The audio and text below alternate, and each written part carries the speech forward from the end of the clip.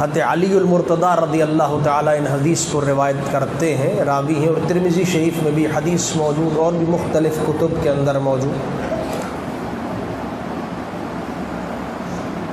کہتے ہیں کہ کنت مع النبی صلی اللہ علیہ وسلم، میں مکے میں نبی کریم علیہ الصلاۃ والسلام کے ساتھ تھا،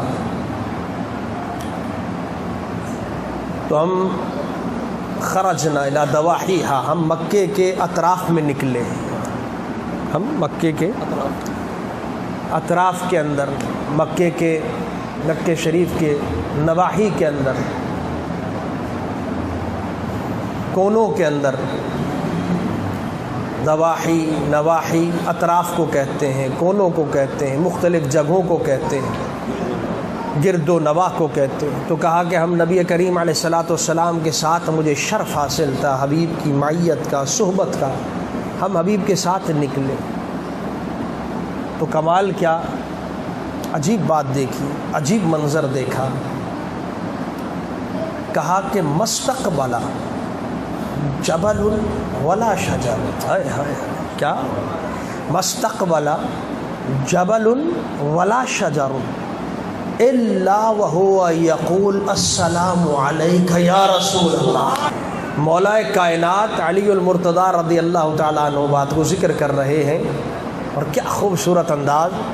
فرمایا کہ ہم نبی کریم کے ساتھ نکلے گرد و نواح کے اندر، تو عجیب بات دیکھی کہ مستقبل جبل ولا شجر، کوئی رستے کے اندر ایسا پہاڑ نہیں ہوتا تھا کہ جس کا استقبال یستقبلو کا معنی آتا ہے سامنا کرنا، سامنے ہونا۔ کیا معنی آتا ہے؟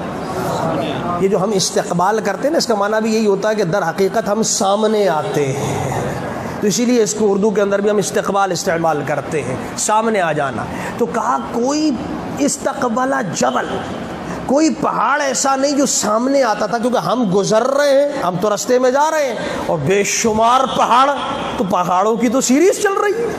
تو کہا کوئی پہاڑ ایسا نہیں جو سامنے آ رہا ہے، پہاڑ ایک پہاڑ کی بات نہیں، جو پہاڑ سامنے آ رہا ہے۔ کہا ولا شجر، اور درخت بھی بے شمار۔